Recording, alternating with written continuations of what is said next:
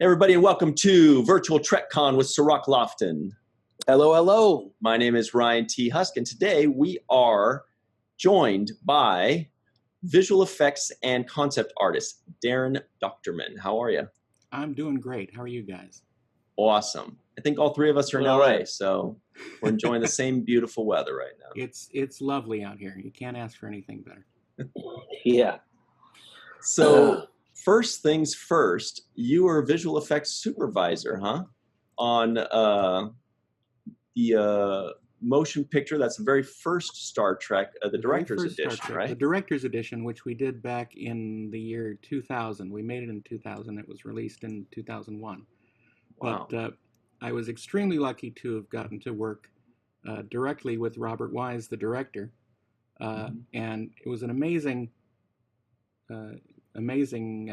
project because this was 20 years after the film was released, and my partners and I, Dave Fine and Mike Mattasino, we got this project going, and Robert Wise wanted to go back and get those basically 2 months of post-production that he missed having on the original release, because as most everybody knows who's studied this, when Star Trek the Motion Picture was released on December 7th, 1979, that was their drop-dead date. They had to deliver a movie by that date, or the theater owners would sue Paramount. Why, there were delays? Well, here's what happened. They made this date back while they were shooting in 1978, and unfortunately, they had a bunch of problems with production and with getting a script done on time, and they were rewriting the script daily, almost hourly, while they were shooting the film. They also had a problem with the first visual effects company that was hired to do the effects on it. And after a year of research and development, they had 0 shots done. And they were left with about 7 months before release of the film. And so it was a whole big deal. They brought in Douglas Trumbull and John Dykstra to basically do all of the visual effects within 7 months. And it was a crazy, a crazy, horrible experience for Robert Wise and the whole crew, because it was going down to the wire, and they had to release the film on that date. They couldn't push it. They couldn't do anything to change it. So what happened was it wound up being released as basically a rough cut. In Robert Wise's mind, that movie that was released in 1979 was a rough cut of the film, and he never got a chance to preview it for audiences. He never got a chance to basically trim any of the visual effects that came in, because as the shots would come in, they would cut them right into the film, and they had, because it was already mixed, so they couldn't adjust the length of anything. So I believe the term for that is cluster F. And Robert Wise was very upset about the situation that he was put in. He didn't talk about the movie at all for about 18 years afterwards, because he was, very, very upset that he was forced to release what he thought of as a rough cut. And when we approached him 18 years after that, and we took him to the Directors Guild Theater, and we showed him the movie again, the first time he'd seen it since the premiere on December 6th, 1979. And so we asked him, take a look at the film and think about if you had that extra 2 months of post-production, what you would do. And so we sat down with him, we watched it with him, and then after the lights came up, he said, I think we can do something with this. So it was great, and we wound up doing a fine cut of the film based on all of his notes and all of his wants to sort of, compact the film in some ways and sort of, make the beats a little better for the characters. and include the famous Spock crying scene that was cut for mere time, that some people have seen in the television cut. They included those scenes. And of course, Leonard Nimoy was very upset that those were cut from the theatrical version, and rightly so, because they are amazing moment in Spock's character, and it is the story of the film. I mean, the film is the story of Spock's change from cold, unfeeling Vulcan at the beginning to basically making his human and Vulcan side live together in peace. And, so it was things like these that Robert Wise wanted to include in this final cut of the film, and also go back and reassess some of the visual effects shots that he wasn't completely happy with, and add some others that they had intended but never got a chance to finish. And so we wound up doing basically around 90 to 100 new visual effects shots for the film, for that DVD release then. And I was the visual effects supervisor on that, and helped make that happen. So, it kind of reminds me of George Lucas going back and changing Star Wars, but I think for very different reasons. It seems Absolutely. like I think when your situation, you weren't going like, I really just want to add. I always pictured some monsters and some Jawas in the background here. Yeah, no, it absolutely very different reasons for doing that. But to be fair, the special editions of the Star Wars movies are what helped sell this idea to the studio, because those, of course, did very well. And so we, got the studio to think, well, if we invest in this, we can basically have a new product to offer. And so they did. And unfortunately, at the time, they limited it to only DVD. So all the work had to be done in 720, or no, less than that, 480p. And it was limited to that. We had planned on doing a high def version of it at the time, but they wouldn't give us the funding to do it. So, in the 20 years since then, we've been constantly, trying to remind the studio that, hey, we can upgrade this. We can, make it future-proof so that you can have this movie to release. And we've gotten very close to getting them to say yes again.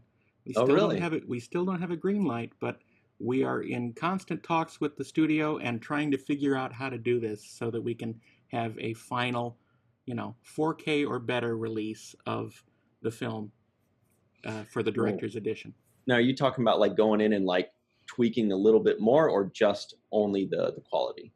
Well, only having to redo the effects based on our original assets, to redo them to high resolution, and no changes in the cut, because that was Robert Wise's preferred cut. So unfortunately he passed a few years ago, and so we honor that. We honor his basically last wishes for the film. So. Is that a theatrical release you're looking for, or just a? It's anybody's guess. That making it at the proper resolution would open up so many wonderful opportunities for it. So I think any of those things would be a great idea. I mean, I think no one really knows what theatrical release is going to be in the future right now. For anything. So right. I think that the opportunity is there, and it certainly can happen to expand the reach of this movie, which is it's 40 years old now, and it's a classic. Was Robert Wise satisfied after you guys went and redid was he satisfied with his cut? He was very satisfied. He had we had a premiere at the Paramount Theater on the lot, and his smile was so big, it's as if this huge weight had been lifted over the past 20 years, that he could finally feel good about this, and it was really sweet to see. And he made a lovely speech at the beginning of it, of the premiere, and he was so relieved that this this was basically the last big movie that he had worked on, right? Mm-hmm. So it was this always unfinished. It was always this unfinished thing that he hadn't been able to go back to. But with this, he was able to sort of close the book on it, and that was a very wonderful thing to see. That's a big moment in Star Trek history too. I mean, redoing and finalizing the first Star Trek movie 20 years later is a really big moment in the history of the franchise. It's a very big moment, and matched only by the release of the film itself originally, because prior to this, no television show had made the transition to films using the same cast and basically in a motion picture format. There was the 1966 Batman show made a version to a long episode to be shown in theaters that was called the Batman movie in 1966. But it was exactly like the TV show because it was made by the same crew, made by the same actors at the same time. But motion picture was released 10 years later. After the show had been canceled. So it was a big change, and it sort of opened up a whole floodgate of opportunities for television shows to be made into movies and vice versa. Now, I really want to get in. There's television, there's movies, and there's radio.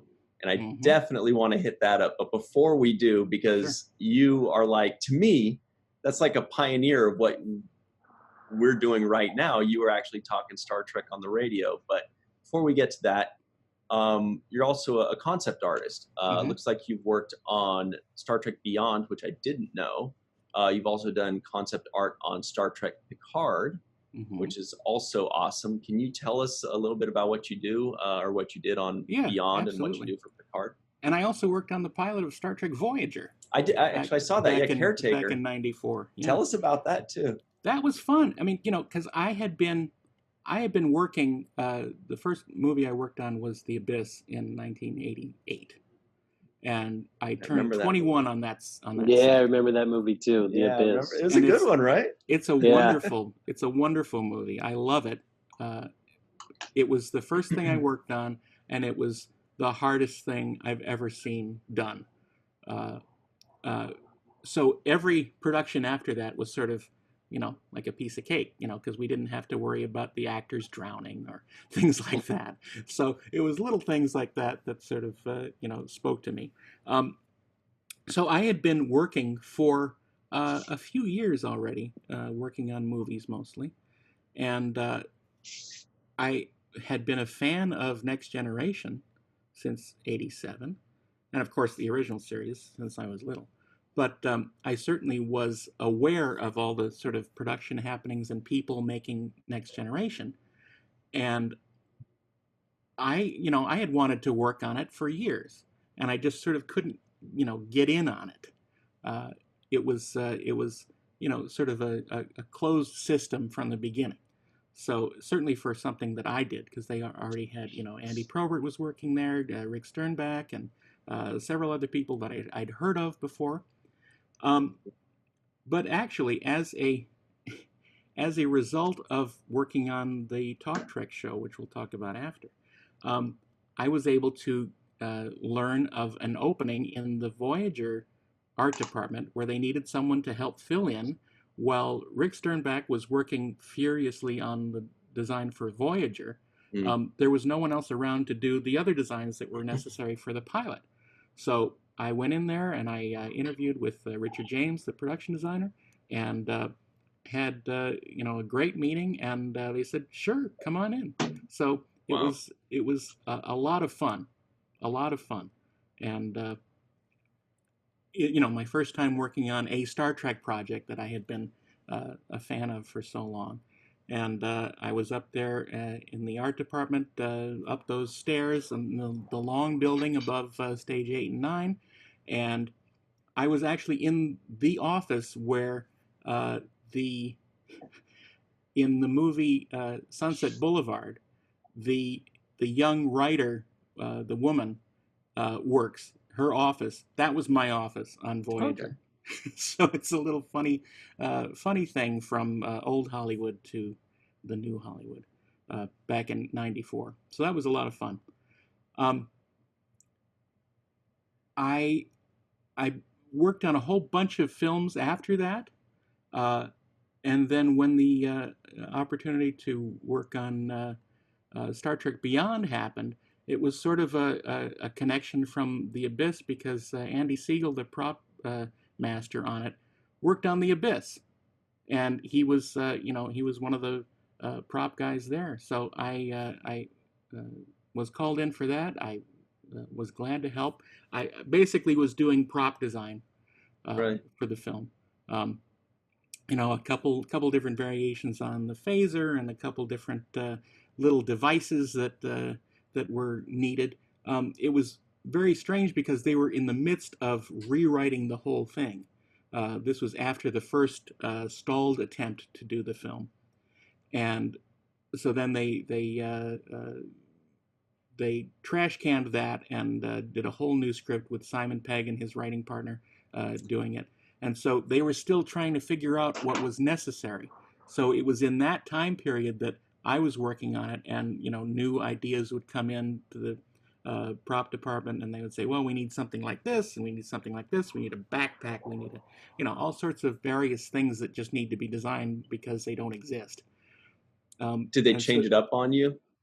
They changed up a lot of stuff. The thing I designed was a rocket backpack that basically Kirk was going to ride around, and that became the motorbike scene. Okay. So there was a lot of changes going on. So not the a Beastie lot Boys of stuff. motorcycle Yeah. scene. Yeah, exactly. So not a lot of stuff I worked on made it into the film, but it was still fun, and I got to share an office with the great John Eaves, which is always fun. Wow. What's the creative process for you when you're making something out of thin air and basically that hasn't existed? Sometimes it depends. Sometimes the prop master has an idea, a specific idea of what they want. Sometimes they have a found object that they want converted and changed somehow into something else. And sometimes they say, well, we need this thing and it needs to be about this big. Come up with something. So I'll come up with, 5 or 6 ideas, and I'll make illustrations of that and show it to them. And either the prop master or the prop master and the production designer and the director will look at it and say, yeah, well, we think we kind of like this part of this, but we like a little thing happening over here. And so it goes into revisions and combinations of things, and it's all a creative process that I enjoy in the long run. Sometimes they pick my first choice, sometimes they don't, but it's always interesting, and it's always sort of fun to sometimes come up with things out of thin air. But luckily, if things are going right, you have an idea where the mindset of the bosses are, so you can sort of think along their lines as you design stuff, and that's what I try to do. Now, for those of the people at home that don't know exactly what an illustrator does, including myself, are you more of like a pen to paper guy or pencil to paper, or are you illustrating on a computer software? Back in the old days, like on Voyager, it was all pencil and paper, and inks and markers and all sorts of various ways of making drawings. Sometimes even paintings. But these days everything is digital.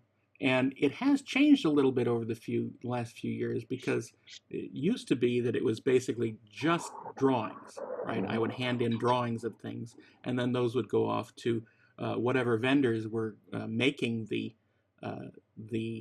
props or whatever it was, and then they would interpret those drawings. These days, I'm more building models in 3D, right, and getting them as close to finished as possible, so that they can take those files and actually 3D print them to start the process of making the props from that. So I've found that a lot of the stuff that I do now is directly from my files, and so they just grow it from my from my computer files, which is fascinating, and I love it because there's not a lot of room for interpretation when you hand them the model, which is great. Yeah. What kind of time frame do you have to develop stuff? It depends. Sometimes I have an entire week to come up with something. Sometimes I have a matter of hours. It all depends. Certainly on Picard, there was a lot of stuff happening that was changing a lot. And so they had new ideas flying in, and the producers wanted, different things that had been planned for before. So a lot of those things had to be done really quickly, like in the matter of a day or two, or sometimes by the 4 o'clock meeting. So it's all it's all how it is, the excitement of production, and everyone is charging at full speed. And right. Sometimes there are signs that they put up in front of you, so you got to turn left when you thought you were turning right, and it's all sort of the process of trying to keep producing things while the machine is running, and to try not to get your hands caught in it. So it's a lot of fun, but it's also sometimes frustrating, and you pull your hair out, and it's crazy making, but that's this is the business we've chosen. So when it comes to designing things for Voyager, which was 90s Star Trek that we know and love, sure. And then designing things illustrating things for Star Trek Beyond, which was in the 3JJ movies, which is kind of its own entity, and then going over and illustrating things for Star Trek Picard. This is like 3 different generations and almost like 3 different caretakers of Star Trek. Did you feel like they wanted the same similarities from 90s Star Trek to 2000 Star Trek to Picard Star Trek, or were they just kind of reinventing and rethinking everything? I think it's a combination of all those things, because obviously there is a visual language that Star Trek has established over many years that that even found echoes of TOS in Next Generation and beyond, and so all those through lines of design had a connection to it. But usually my job, no matter what movie it is or what show it is to try and find out what that language is as quickly as possible and what their intention is. So the sooner I can come up with an understanding of what language they're using and what things appeal to them, and what things that when they ask for something, what do they actually mean?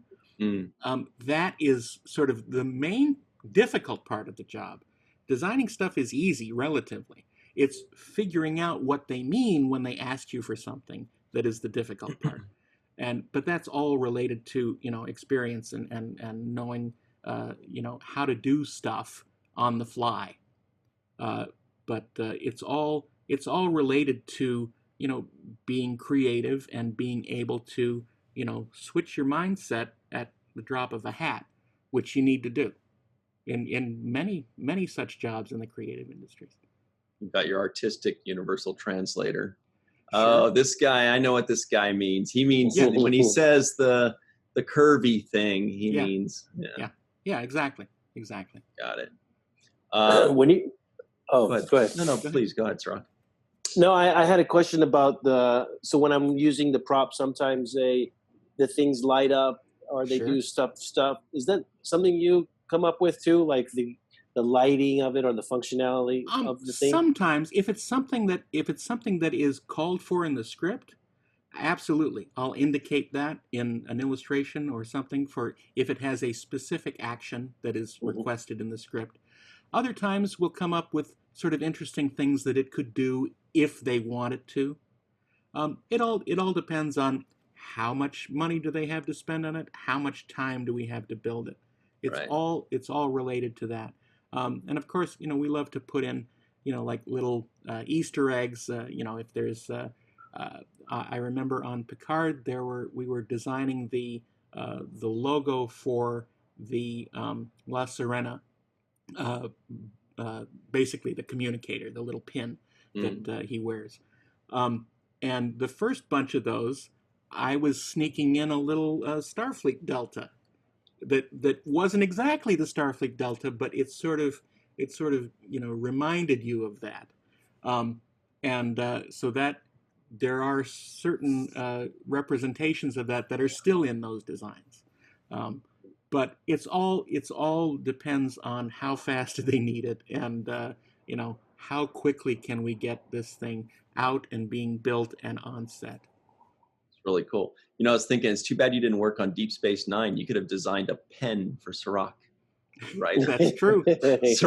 Sirach's favorite pen. Yeah.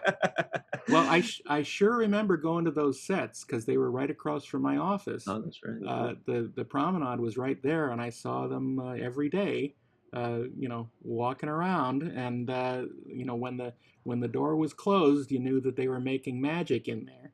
But in the meantime, I got to see all the people milling around in uniforms and costumes, and it was great fun. And that was all going on.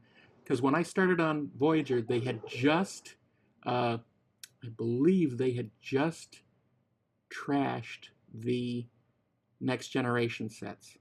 They had just gotten rid of them, and we built the Voyager on the bones of Next Generation. Right. We currently are on our podcast, right where Voyager Caretaker begins. So there was I believe there was 13, 14, 15 episodes or something. It was a half a year of Deep Space Nine where Next Generation ended. Yeah.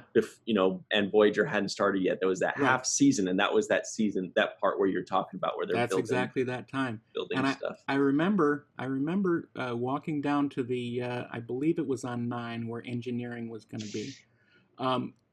They had, basically cleared away, and they were starting to build on the skeleton of engineering from TNG. But the real thing is, it was the skeleton of engineering from the motion picture from 1978. Wow. Because all the metal structure underneath there, there was an elevator that went up, there was the central core, all of the structure for that still existed, and all of the Next Generation engineering was built over the structure of the motion picture sets. And on Voyager, we took all that stuff out, and you'll notice that the Voyager engineering is quite similar to the layout of the motion picture engineering, because they still had the central core and all that sort of stuff. So I didn't know that. That's really cool. It was fascinating, the sort of archaeology, that had occurred, from at that point. It was like 15 years earlier. Is that the best way to do it, or? I mean, to recycle the sets? Cheapest, absolutely, absolutely. Whatever you can reuse that hasn't been thrown out or destroyed, absolutely, because there are no opportunities to spend more money. You are absolutely sort of restricted, and at best you meet your budget. At worst, they cut your budget, and you have to figure out ways to deal with that. But yeah, any opportunity to reuse or repurpose something, always is the case. Let that be a lesson from Daren Dochterman, the hippie. Recycle, reuse, restructure. Everybody, listen darn right. carefully. So I did want to change channels a little bit to something I didn't know about you till you told me, which is really, really interesting. You did some Trek radio in the 90s. A lot of people view the 90s to be kind of like Star Trek's heyday or golden years. Yeah. And it was kind of like the granddaddy of what we're doing now. Sirach and I have our podcast. You have yours, which we'll talk about a little later. But it was kind of like early days of podcasting, right? I don't know anything about this. Can you tell us what this was? Back in, I think it was around 1991, maybe. Wow. There was this woman. Joyce Mason, who was this fan. She was the head of Bill Shatner's fan club, and she and her friend Evie thought that it might be fun to do a radio show about Star Trek. Where this came from, I have no idea, but they did it. They contacted a local radio station, KIEV, which is in Glendale, California. Okay. And it was on the AM band, 870 AM. And they had a time slot on, I believe it was Friday nights or Sunday nights, something like that, because we did both. Back in the day when Trekkies had nothing to do on Friday nights. Well, the original series third season took place on Friday nights. Right. So I think it's a grand tradition to continue. But so she started this show, and I think it was at I think they had a convention. There was a convention, maybe a creation convention near the airport, and Joyce and Evie had this table at the con, and they had flyers, and so I picked one of them up, and wow, this is fascinating. Apparently they'd had one broadcast of the show already, and so I started listening on week 2, and it was fascinating. It was certainly unscripted. It was unplanned. It was very rough, but it was it was fun. It was fans talking about Star Trek, and they would have callers call up and talk with them, right? So my friend and I, Dylan Del Gercio, who I went to school with at USC, he and I were huge Star Trek fans, and so we said, well, why don't we just call in to the show and try and talk to them on there? So we did. We said, hey, we love your show and all that sort of stuff. And I think at one point I called in as George Takei. I said, well, okay. Hi there. I'm certainly excited to hear your Talk Trek show, and I love listening to all the fans talking. And so it was totally awful, but it was just a fun thing to sort of get the energy going, and they thought it was fun. And apparently, shortly after that, they had this idea to have fans come in and do a scripted roast of Kirk and Spock. Which, who knows if that's a good idea? I mean, basically, it's not a good idea, but... You said it, not me. So well, you can't script a roast either. Yeah, exactly. But they had one of the fans was a writer, and so thought this would be a fun thing to do on live radio. And so they said, send in your audition tapes for, playing various roles. And so Dylan and I sent in, I believe I did Kirk, and he did Sarek, and so we sent in these tapes, and lo and behold, they contacted us. We'd love to have you come in and be on the roast. So we had a whole bunch of people go in and record this goofy roast, but it was a lot of fun. And Daren, you're not going to get away without doing a Shatner impression. You set it up. I was like, is he not going to do a Kirk? All right, we're ready. The question is, do you want young Kirk or old Kirk? Old Kirk. That's even more extreme, I think. I don't think I want to do this. In fact, I'm not going to. I'm just going to ignore it, and we're going to move on. Okay? Yeah, you got his personality. That's it. That's it. But it was a lot of fun, and we had so much fun, and that they called us back to just be guests on the show, just to sit and talk Trek with them, because the dynamic was good. And so from that moment on, it was probably the later half of 1991 that Dylan and I would go in every week and be on the show.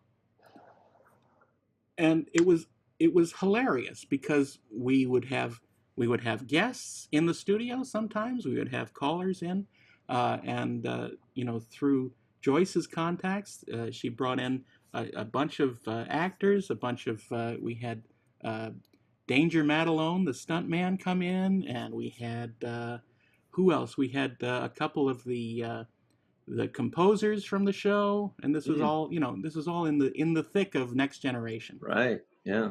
And later we had Shatner on the show on the phone. We had Jimmy Doohan. We had Nana Visitor. We had who else did we have?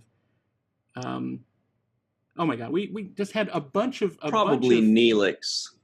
No, because that show hadn't come on yet. They were 95, starting in 95. Yeah, but it was a lot of fun because it was basically a podcast, but on regular radio. After a couple years, the head of programming for that station moved over to what was called the Cable Radio Network, which was located up in Sunland. And what that was, it was the audio content of basically the channel listings on cable TV stations. So the sound behind when you click on the channel listing was the Cable Radio Network. And so they had regular programming that you could, click on and listen to. And the upshot of it was that it was in like 8 million homes being, distributed to that. So we had a huge increase in listenership.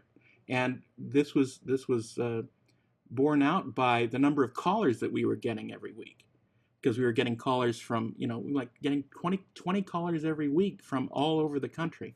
So it was really an interesting sort of experiment in this basically grassroots fandom radio show. For sure. And it was amazingly fun, and I remember it well. One week, they had the whole crew making the documentary Trekkies. Yeah. And who was there? Denise Crosby was there, and we had her as a guest. And you can see us in that documentary. There's a little section on Talk Trek, and I'm there. I made sure that I didn't say anything because I didn't want to be interviewed. I didn't want to. I didn't want to be sort of connected with it, because by this time I was working on the show. I was working on Voyager, so I wanted to sort of maintain my status in both worlds. Sure. But you can see me. I recuse myself. Exactly. But it was a lot of fun, and it was an interesting time in my life, and I'm still doing it now on the Inglorious Treksperts podcast. We're still talking Star Trek here, years and years and years later, which is still fun. I swear, I wish I'd known that there was like Star Trek talk on the radio back then. I would have loved it as a kid, just like listen to people talk about Star Trek, and let me just like zone out and just listen to them talk about, Captain Picard and all that. Yes.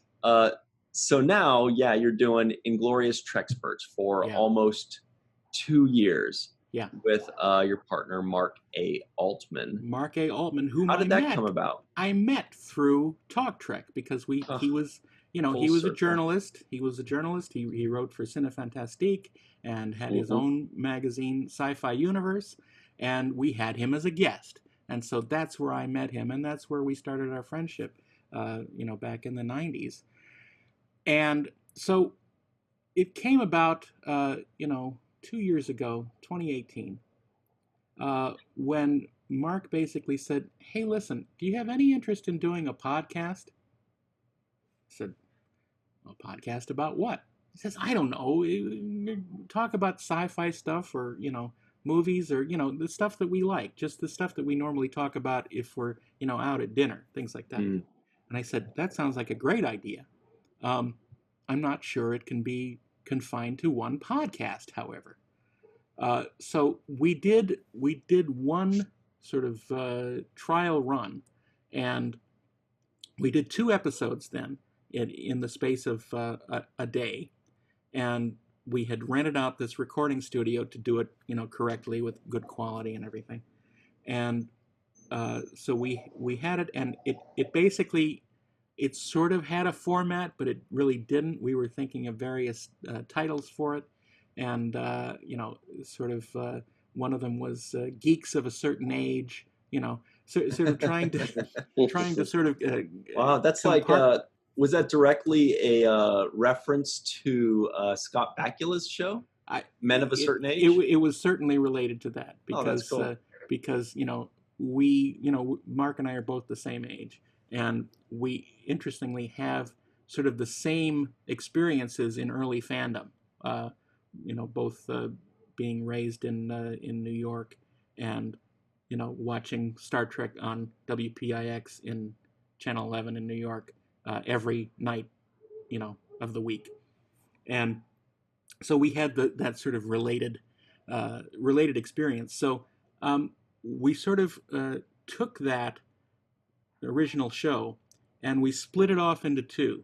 Half of it became what we called the 4:30 movie, which is also from our childhood. On the ABC affiliate in New York, they had a show called the 4:30 movie after school that would show, a lot of times genre films, and they would have a week of Planet of the Apes films, or the week of monster films, or a week of cowboy movies, something like that. Every week was a theme week.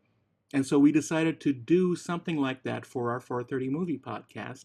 And so we would take a subject, and four of us, Mark, myself, Steve Melching, and Ashley Miller, would pick a movie to show on Monday, Tuesday, Wednesday, Thursday, and then we would all sort of talk about what we would do on Friday.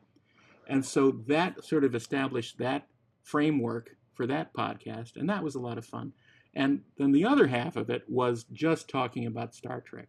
And Mark came up with the title Inglorious Treksperts, of course, basing off that the Tarantino movie, Inglorious Bastards.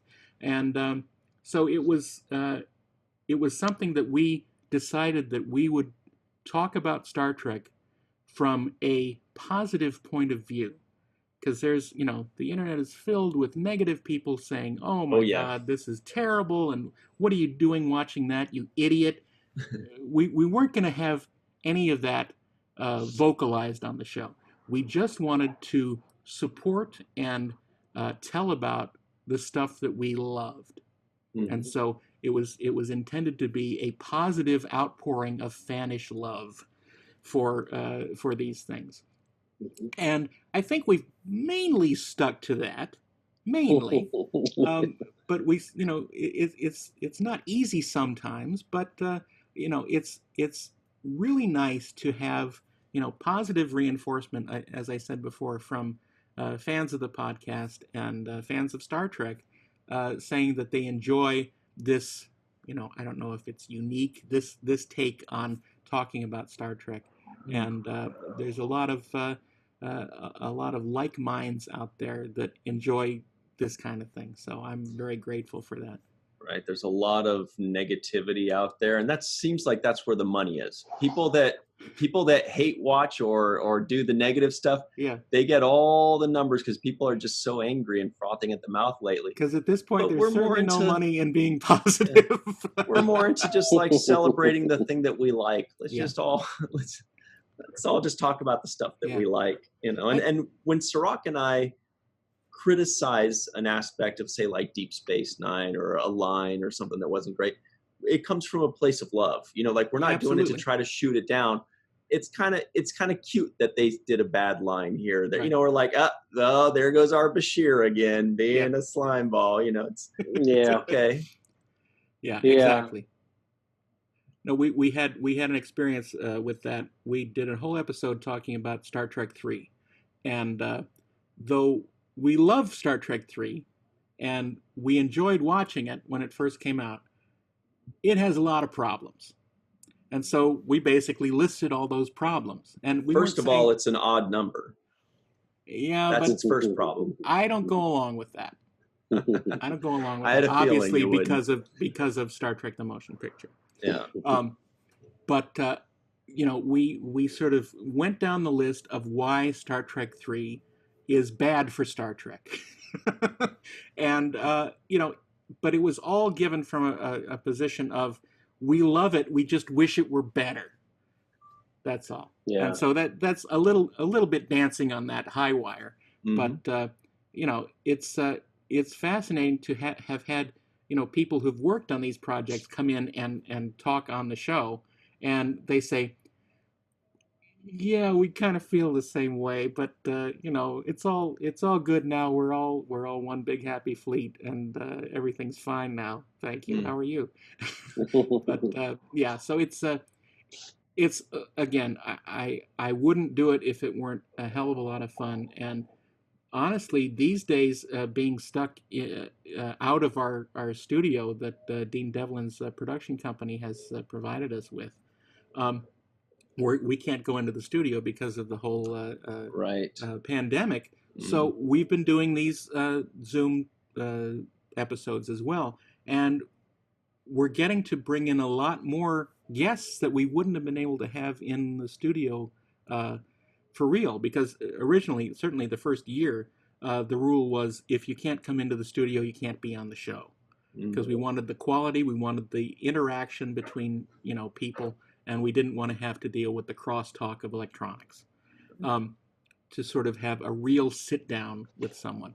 And while we still prefer that, it's still great to be able to talk to so many people that for one reason or another couldn't come to the studio, whether, they're far away or they don't want to come into Los Angeles for some reason. Sure. But it's been a lot of fun. It's been a lot of fun, and I hope it continues a long time. We're just about out of time here, but just real quick, that's kind of the problem we ran into, Sirach and I, was with Soleil Moonfry, was that she only comes in studio. And we're like, sorry, Soleil, we loved you in Punky Brewster, but, if you can't do Zoom, then sorry about that. And yeah. And Sirach's like, I'm just going to change the subject here. That's all on Ryan on that one. Jerry!